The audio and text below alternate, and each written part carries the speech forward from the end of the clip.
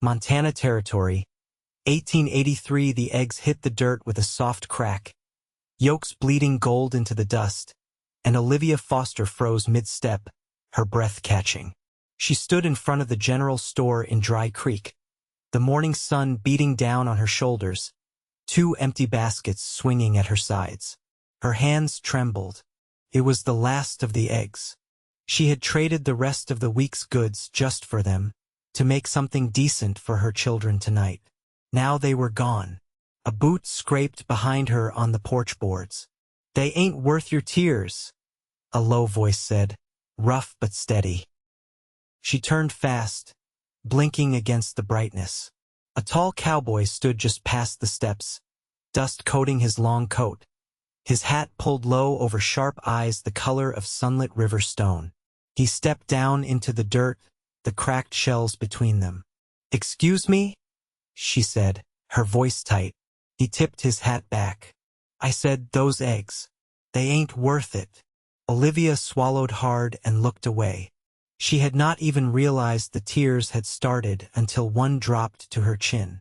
She knelt down quickly, brushing her skirt aside, trying to scoop up what was left of the ruin. She could feel her lip trembling.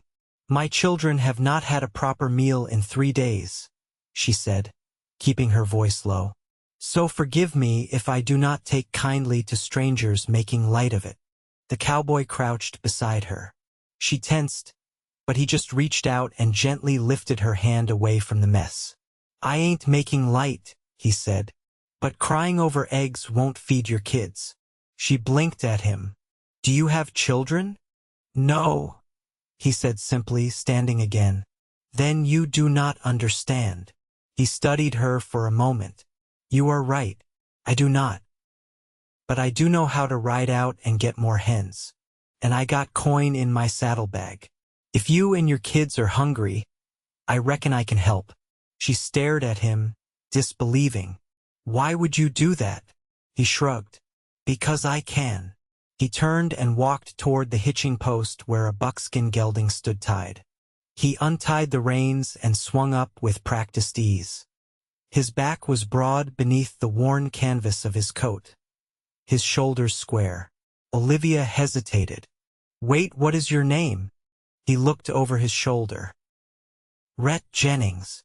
Then he rode off through the dust, his horse's hooves kicking up the morning quiet. The house was a crumbling 2-room shack set against the edge of the hills, with wind slipping through the broken window panes and floorboards that groaned under every step. Olivia's children, 6-year-old Flora and 4-year-old Finn, sat curled on the cot, silent as she entered. Flora's dress was patched at the elbows. Finn clung to a threadbare stuffed dog that had lost its button eyes last winter. "No eggs," Olivia said softly, setting the baskets down. Flora looked up. "That is all right, Mama." "No, it is not," Olivia said, kneeling before them. "But someone offered help today." "You said we do not take help from strangers," Flora said. "I know what I said, but sometimes pride does not keep us fed." She smoothed Flora's tangled hair and pressed a kiss to Finn's forehead. Then she sat back on her heels and looked at the door, wondering if she had been a fool to trust a cowboy with kind eyes and dust on his boots. He returned at dusk. The sun was dipping behind the hills, casting everything in gold and rust. Olivia stepped outside at the sound of hooves. Rhett rode up with 2 crates strapped to his saddle and a hen clucking indignantly inside a burlap sack. He dismounted and set the crates down, his hands steady but gentle. 3 hens, feed, and flour, he said. Some sugar, too, and dried peaches. She stared at the crates, stunned. "That is too much." "No, it is what you need." He looked toward the house. "You got a husband?" Her jaw tightened. "He left last winter. Said the snow was too much for him." Rhett nodded once. "Then he was not worth you." She blinked, then gave a small, bitter laugh. "You are full of sayings, are you not? Only the true ones." She glanced past him toward the saddle. How much do I owe you? Nothing. I do not take charity. He met her eyes. It ain't charity. I am not giving this to you expecting nothing. Olivia's hand froze on the crate. What do you expect then? He stepped closer, slow. There was no threat in him, only that same steady quiet she had seen in the town. I expect you to use it, to feed your kids, and maybe let me stop by now and then. Help patch the roof. Fix that fence before winter. She looked down at her boots. Why? Because I can, he said again. And because I want to. She did not speak. The wind picked up, rustling the brittle grass. Behind her, she heard Flora's small voice calling, Mama! Olivia turned. Come on out, sweetheart. The door creaked open, and both children stepped onto the porch. Rhett took off his hat. Evening, he said. Flora clung to Olivia's skirt, her eyes wide. Who is he? This is Mr. Jennings, Olivia said. He brought supper. Finn stepped closer, peering at the crates. Is that a chicken? A few of them, Rhett said with a small smile. You like eggs? Finn nodded. Then we best build a coop.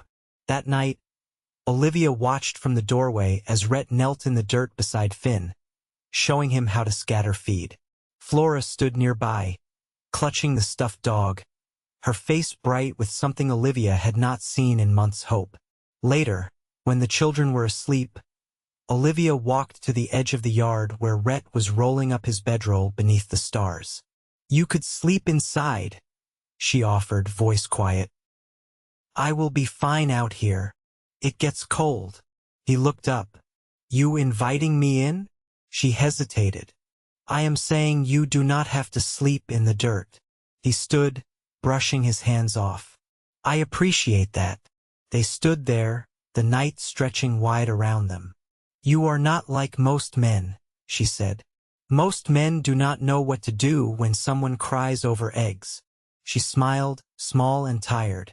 Thank you. He nodded. You are welcome.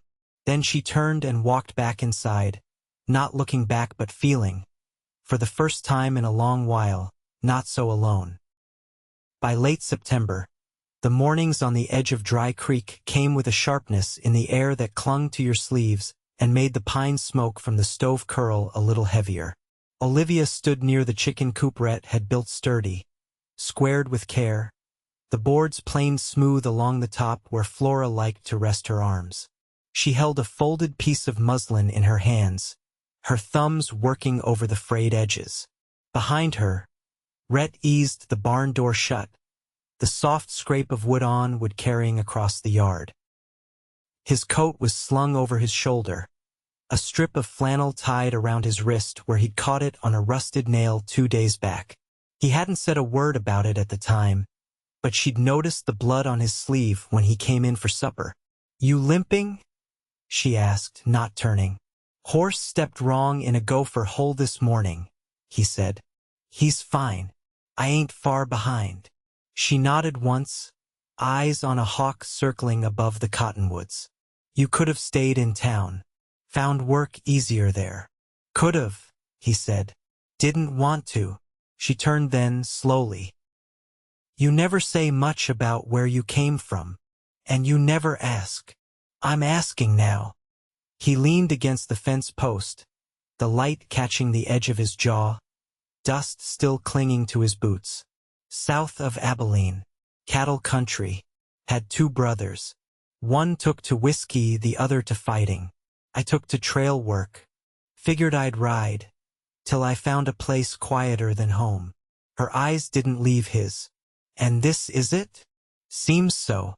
The wind picked up slightly, carrying the scent of sun-cracked earth and the dry whisper of cottonwood leaves. Olivia looked down at the cloth in her hands. I used to embroider, she said after a moment, before the children, before the land dried up and the winter took more than it gave back. What sort of things? Little birds, ferns, sometimes names. He stepped closer, his voice low but sure. You ever think of taking it up again? There's no time. Maybe there is now. She didn't answer, but she didn't look away either. Inside the house, Flora's voice rose in a soft hum, followed by Finn's laughter. Olivia's shoulders eased a little at the sound.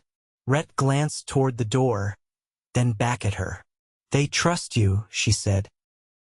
I never gave them reason not to. That's rare. He rubbed the back of his neck. I didn't come here looking for anyone. Just wanted a stretch of land where nothing followed me. But your boy asks me to show him how to tie a rope, and your girl stands next to me like I've been here all along. Maybe that's something. She looked at him then, really looked at the calluses on his hands, the way he never raised his voice even when the fence gave out, the quiet patience in how he taught Flora to measure feed without wasting it. There was no flash to him, no grand declarations, just presence. Steady as the hills. You've patched the roof, dug a second rain barrel, taught my children more than their own father ever did. I didn't do it for thanks. I know, she said, but I'm thankful. He studied her, one brow slightly raised, waiting. I want you to stay, she said finally. I already have, he said. She let out a breath, slow and quiet, like something had settled inside her for the first time in years. Flora's been asking how to make biscuits from scratch, she said. You any good with a rolling pin? He smiled, not wide, not showy. Just enough to shift the lines near his eyes. I can learn. They turned together toward the house, walking slow. The sun dipped lower, casting long shadows across the yard. And for once, there was no rush to beat the dark. The early frost came fast that year, curling silver along the edges of the porch rail and turning the creek behind the house stiff and silent by dawn. Olivia kept her hands wrapped around a chipped mug of chicory, standing by the window as the sky paled. Rhett was already outside, his breath rising in plumes as he split kindling with a calm rhythm that had come to feel like part of her mornings. She watched him a moment longer, then stepped away to stir the pot of beans she'd left simmering overnight. Behind her, Flora was setting the table with practiced care, laying each tin plate down exactly where it belonged without being asked. Finn still sleeping? Olivia asked. Flora nodded. He kicked off the quilt again. I'll tuck him in before breakfast. The door creaked open and Rhett stepped inside, rubbing his hands together near the stove. That wind's picking up, he said, eyes skimming the pot. You want me to check the traps down by the south bend today? I could take Flora with me, show her how to spot fresh sign. Olivia hesitated, wiping her hands on her apron. She's never been that far out. Won't go past the ridge. Be back before the sun's high. Flora stood straighter. I can carry things. I'm not too small. She won't be lifting, Rhett said gently. Just watching and learning. Olivia studied her daughter's face, earnest and steady, and gave a small nod. Wrap her scarf tight. The wind bites harder out there. By the time the sun had cleared the trees, Flora was riding behind Rhett on the gelding. Her arms looped around his middle, the two of them moving through the frost-dusted grass like they belonged to the land itself. Olivia stayed behind with Finn, who woke slow and warm, his hair still tangled from sleep. She read to him from the old Bible, not for the theology, but for the cadence of language he found soothing. Afterward, they shelled beans together on the back step, the cracked husks piling up between them. You think Rhett will bring back a rabbit? Finn asked. Maybe, she said. He's good with traps. He's good at everything, Finn said around a yawn. Even fixing the chair that creaks. Olivia smiled and brushed a bit of straw from his shoulder. He is that. It wasn't a thing she'd meant to say aloud, but it hung between them true and solid. She hadn't let herself name it before, not fully. But it had been building in the quiet spaces, in the way he checked the hinges when he thought no one was looking, or how he carved new handles for the kitchen drawers without being asked. By late afternoon, they returned, Flora carrying a small bundle of pelts and a story about a fox track that had vanished into the rocks. "She's got sharp eyes," Rhett said as he dismounted. "Noticed a broken branch before I did." Olivia met his gaze across the yard. "Maybe she gets that from me." He grinned, a little lopsided this time. "Wouldn't surprise me." Supper was warm and filling, the rabbit stew stretching just far enough for seconds. After the children fell asleep beneath the quilted blanket Olivia's mother had pieced together years before, she stepped outside where Rhett was sitting on the porch, whittling by lantern light. She lowered herself beside him, careful of the creaking board. "You ever think about settling somewhere permanent? Before this?" "I thought about it," he said. "Never stuck. No one waiting. No reason to stay. And now," he glanced over, the knife still in his hand, a curl of wood falling from the edge of the stick. "Now there's reason." She didn't look away, didn't pretend not to understand. "I never planned on needing anyone again," she said. "It felt safer not to." He set the knife down, slow. "But needing someone doesn't make you weaker." "No," she said. "I'm starting to think it makes you braver." The wind shifted, carrying the faint scent of wood smoke and earth. He reached for her hand, calloused fingers curling slow around hers, careful as always. "You thinking about tomorrow?" he asked. "I'm thinking about every day after," she said. He let out a breath, steady. "Then I'll stay, if you'll have me." She leaned into his shoulder, her voice no louder than the breeze through the pines. "I already do."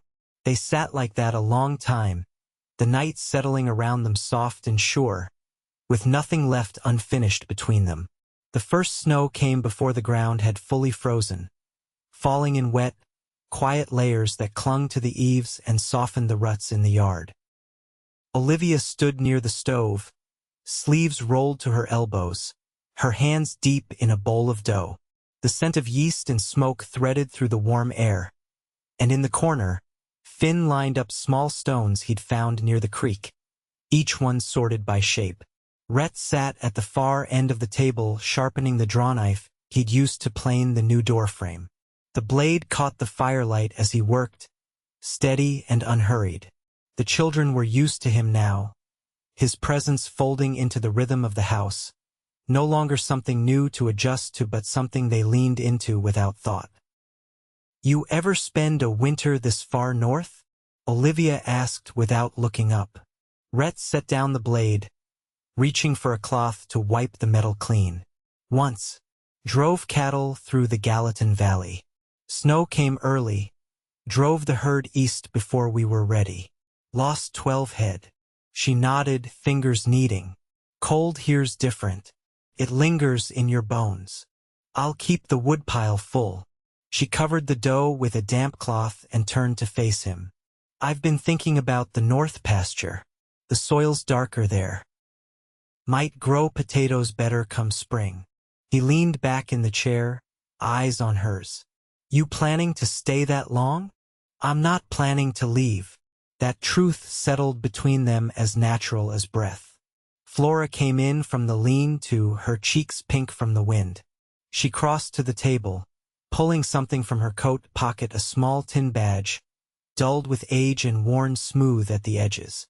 "I found this under the tool shed," she said, placing it on the table. "It has a star." Rhett picked it up, turning it over in his hand. "Territorial Marshal's badge. This old. You ever wear one?" Olivia asked. He hesitated, thumb brushing the edge. "Briefly, after Dodge. Didn't take to it. Too many men trying to prove something with a badge instead of a backbone." Flora's eyes widened. "You were a lawman?" "Not for long." "Why'd you stop?" He held the badge a moment longer before setting it down. "Because I got tired of being feared more than heard." Flora looked to her mother, then back. "You don't scare us." Rhett gave a quiet nod, his voice low. "That matters more than most things." After supper, Olivia stitched by lamplight, her needle moving through the hem of Finn's trousers where he'd torn them climbing the smokehouse ladder. Rhett carved a handle for the kettle lid, the old one having cracked from the heat. They didn't speak, but the silence was thick with purpose, not distance. The next morning, she found him mending the fence gate with a borrowed brace and bit. The sleeve of his shirt was rolled past the elbow, revealing a faded scar that curved like a crescent moon along the inside of his forearm. She stepped up beside him. "That from cattle work?" "No, Kansas." There was a man angry, drunk, didn't like being told no. He carried a knife. She touched the edge of the scar with 2 fingers, gentle as breath. "You stop him." "Not soon enough." She let her hand fall. "You ever think about what it cost you? All that riding, all those places?" "Used to. Not anymore."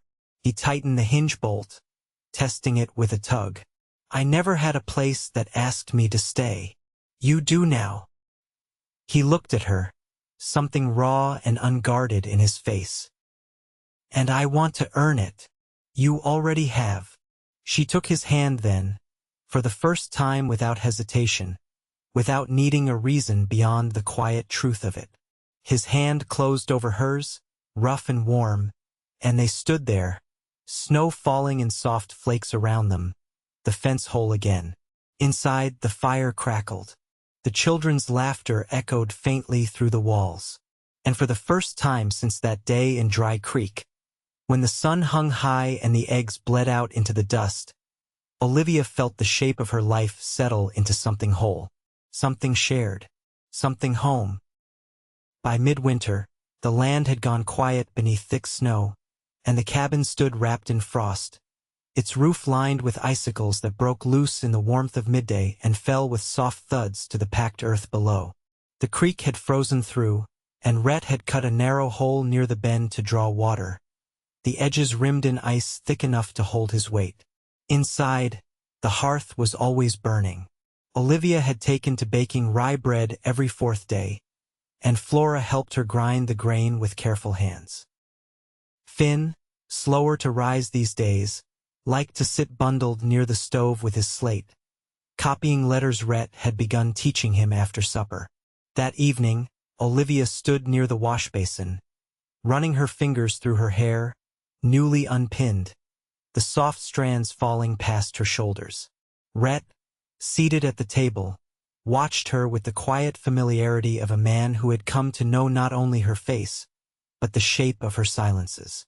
She turned, catching his gaze. "You don't speak much at night." "I like listening." "To what?" He tapped the side of his boot against the hearthstone. "The wind shifting. The way you hum when you think no one hears." "I don't hum." "You do. It's sort of like a tune, but half-finished. Like you're still deciding whether to sing or speak." She folded the drying cloth with slow precision. "I used to sing. When I was younger." "You still can." She met his eyes. "Maybe." Flora came from the back room, her braid half done, rubbing one eye. "You should be asleep," Olivia said gently. "I heard something outside."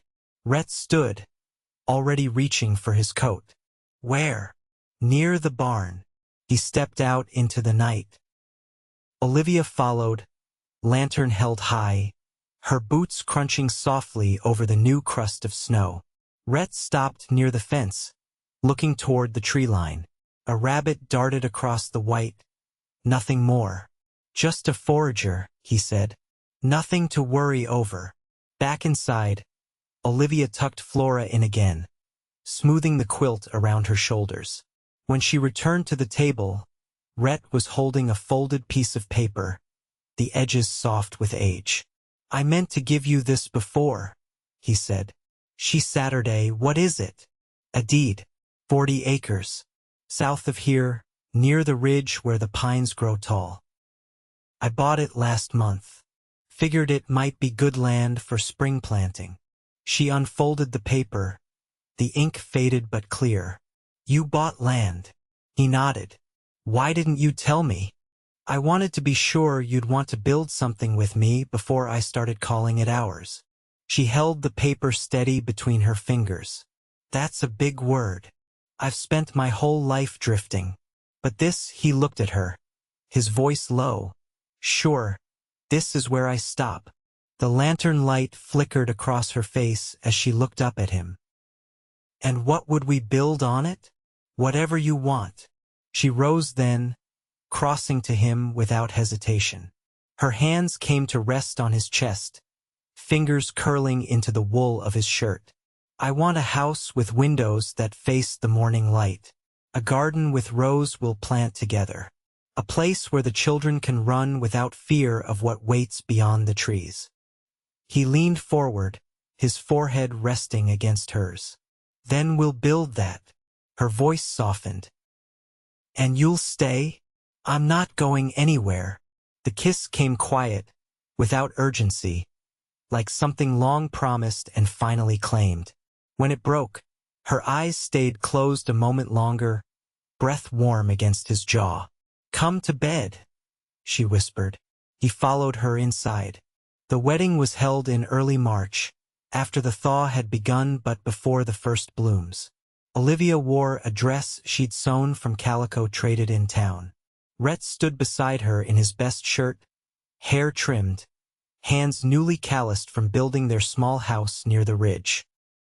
The preacher from Dry Creek spoke the words, and Rhett's voice didn't waver once when he said, I do. Flora held Olivia's hand the whole time. Finn climbed onto Rhett's shoulders afterward and declared he was now twice as tall. They moved into the new house by late spring. The roof held firm through the first rain. Rhett built shelves by the window for Olivia's jars and a bench outside where they watched the sun set most evenings after supper. Flora learned to read. Finn learned to fish. Rhett grew beans, and Olivia grew strong in ways she hadn't thought herself capable of again. And though they never spoke of the eggs left broken in the dust that first morning, both of them remembered. Not as something lost, but as the moment when everything began to come back. They grew old together on that land, not with haste, but with purpose. No promises made that weren't kept. No days wasted. Only love, steady and real, like the turning of seasons.